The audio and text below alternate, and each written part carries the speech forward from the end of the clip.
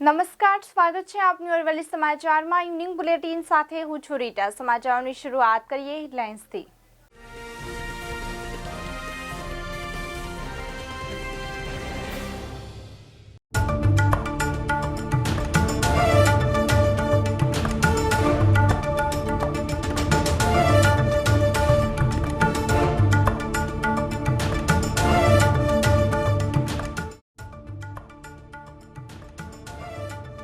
સાડત્રીસ હજાર આહિરાણીઓનું એક જ મિશન. એક સાથે 37,000 આહિરાણીઓ મહારાસ ગરબા રમશે. મહારાસથી ઇતિહાસ રચીને દ્વારકાધીશને ધજા ચડાવશે. કષ્ટભંજન દેવદાદાને દિવ્ય શણગાર કરાયો. સાળંગપુર કષ્ટભંજન હનુમાનજી મંદિરે ધનુર્માસ શ્રીમદ ભગવદ્ ગીતા જયંતિ નિમિત્તે દાદાને શણગાર કરાયો. ભરૂચમાં મુખ્યમંત્રીની હાજરીમાં પ્રી વાઇબ્રન્ટ સમિટ યોજાઈ. જિલ્લાની 7 કંપનીઓ કેમિકલ્સ અને પેટ્રોકેમિકલ્સ ક્ષેત્રે રોકાણ કરશે.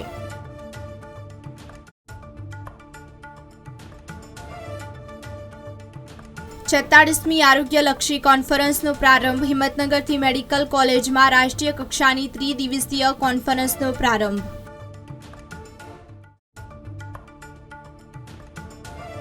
દાડમની ખેતી કરી વઢવાણના ખેડૂત બન્યા કરોડપતિ. આ વર્ષની ઉપજ 2.24 કરોડમાં યુપીના વેપારીને આપી.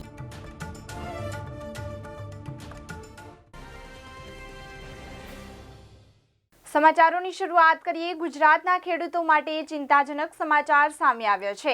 માવઠા અંગે આગાહીકાર અંબાલાલ પટેલે મોટી આગાહી કરી છે. આગામી 24 કલાકમાં મેઘરાજા સૌરાષ્ટ્ર અને કચ્છમાં કહેર વર્તાવશે. આ માવઠું ખેડૂતોના મહામૂલા પાકનો સર્વનાશ કરી શકે છે. સાયક્લોનિક સર્ક્યુલેશન રાજસ્થાનમાં સક્રિય થતા ઉત્તરીય પર્વતોમાં માવઠું થશે. રાજસ્થાનમાં પણ વરસાદની આગાહી કરવામાં આવી છે.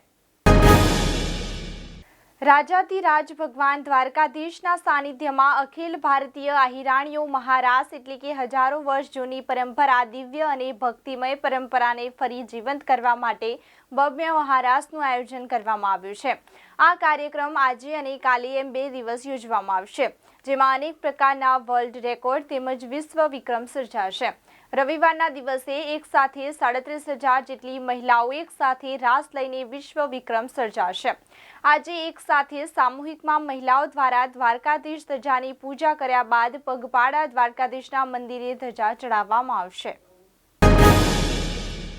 બીજી તરફ નજર કરીએ તો ગુજરાતમાં હવે કાશ્મીર શિમલા જેવો માહોલ છવાયો છે.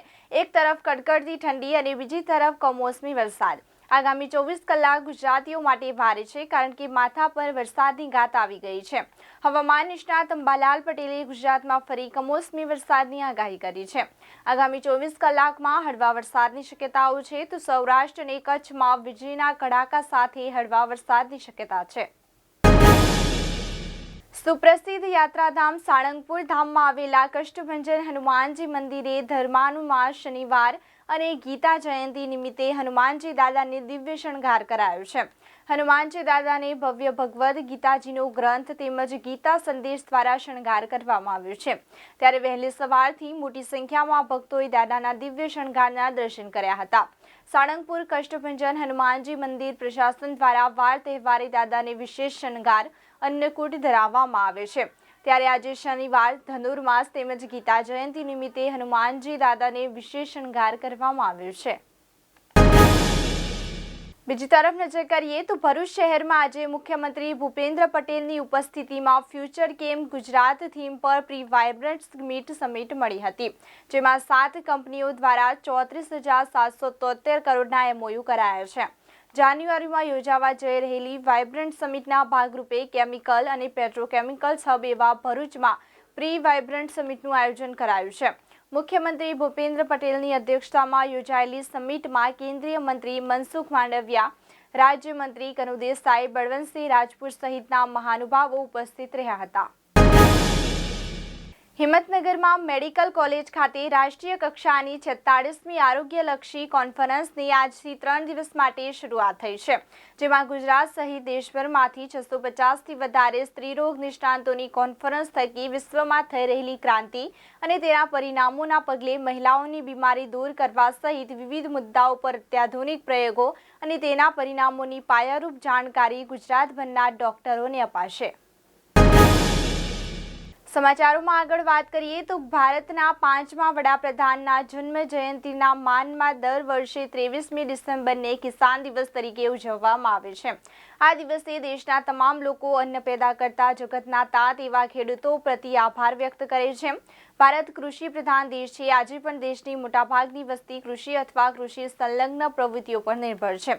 રાજ્યમાં કૃષિ વિકાસની સાથે સાથે બાગાયતી વિકાસને પણ વેગ આપવા વર્ષ 1991થી બાગાયતી ખાતાની રચના કરવામાં આવી છે। સમાચારોમાં આગળ વાત કરીએ તો સમગ્ર રાજ્યમાં કમોસમી વરસાદ થશે તો ખેડૂતોને શિયાળુ પાકમાં નુકસાનની ભીતિ સેવાઈ રહી છે। હાલ પોરબંદર જિલ્લામાં છેલ્લા 2 દિવસથી વરસાદી વાતાવરણ જોવા મળી રહ્યું છે। પોરબંદરમાં આજે સવારથી ધાબળિયા વાતાવરણમાં જ ઠંડા પવનો ફૂંકાવા લાગતા શહેરમાં ફરી ઠંડીનો ચમકારો દેખાઈ રહ્યો છે। સવારથી જ સૂર્ય દેખાતો બંધ થઈ જતા અને ઠંડા પવન ફૂંકાતા ભર બપોરે પણ લોકોએ ઠંડીનો અનુભવ કર્યો હતો। પોરબંદર શહેરમાં ગઈકાલના મહત્તમ તાપમાન 29 ડિગ્રી સેલ્સિયસમાં વધારો નોંધાયો હતો। પોરબંદર જિલ્લામાં હાલ શિયાળુ પાકનું 1,13,933 હેક્ટરમાં વાવેતર નોંધાયું છે, પરંતુ જિલ્લામાં હાલ છેલ્લા ઘણા દિવસોથી કમોસમી વરસાદની આગાહીને પગલે વાદળછાયું વાતાવરણ જોવા મળી રહ્યું છે, જેને લઈને શિયાળુ પાકમાં રોગ આવવાની ભીતિ પણ ખેડૂતો સેવી રહ્યા છે। ગત વર્ષની સરખામણી આ વર્ષે 230 હેક્ટરમાં શિયાળુ પાકનું વાવેતર વધુ નોંધાયું છે। પોરબંદર જિલ્લામાં ખેડૂતો ખરીફ પાકમાં મોટા ભાગે મગફળી પાકનું વાવેતર નોંધાયું હતું। પોરબંદર જિલ્લામાં મગફળી પાકનું રેકોર્ડ બ્રેક વાવેતર નોંધાયું છે। કલોલ શહેરમાં અને તાલુકામાં 24 ડિસેમ્બરના રોજ 32 કલાકે ગાંધીનગરના સાંસદ અને કેન્દ્રીય ગૃહ અને સહકાર મંત્રી અમિત શાહના હસ્તે 33.5 કરોડના ખર્ચે માનસર ગામે નિર્માણ પામેલા તળાવનું લોકાર્પણ કાર્યક્રમ યોજાવાનો છે, તેમજ વિકસિત ભારત યોજના પ્રદર્શન મુલાકાત તેમજ સભાને સંબોધન કાર્યક્રમનું આયોજન કરાયું છે। જે બાદ બપોરે 3 કલાકે કલોલ ખાતે નવનિર્મિત સરદાર પટેલની 15 ફૂટ ઊંચી પ્રતિમાના અનાવરણ તેમજ એસપીજી ગ્રુપ કલોલ દ્વારા આયોજિત હિન્દુ એકતા સંમેલન સંબોધન વગેરે કાર્યક્રમમાં ઉપસ્થિત રહેશે। નવેમ્બરના છેલ્લા સપ્તાહમાં પડેલા કમોસમી વરસાદને કારણે ખેડૂતોના પાકને મોટા પાયે નુકસાન થયું હોવાની ફરિયાદો ઉઠી હતી, જેના પગલે રાજ્ય સરકારે સર્વે હાથ ધર્યો હતો। આ સર્વેમાં રાજ્યના 52 તાલુકાના 1,747 ગામના 98,813 હેક્ટરને નુકસાન થયું હોવાનું બહાર આવ્યું છે, જેના પરિણામે 33% કે તેનાથી વધુ નુકસાની ધરાવતા ખેડૂતોને વળતર અપાશે, જેમાં 52,032 ખેડૂતોને 83.80 કરોડનું નુકસાન થયું હોવાનું અંદાજ છે।